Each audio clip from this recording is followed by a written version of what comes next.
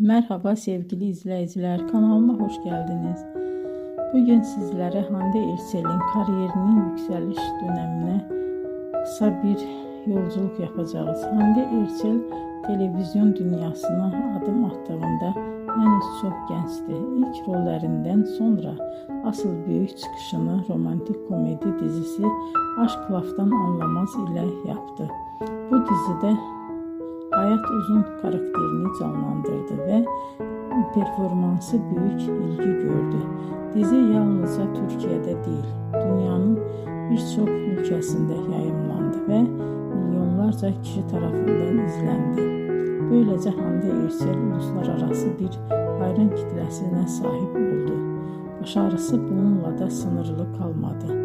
Daha sonra farklı projelerde yer alarak oyunculuk yeteneğini, farklı yönlerini göstermeye devam etti. Bugün Hande Erçel Türkiye'nin en popüler oyuncularından biri olarak kabul ediliyor. Videoyu izlediğiniz için teşekkür ederim. Bir sonraki hikayede tekrar görüşmek üzere.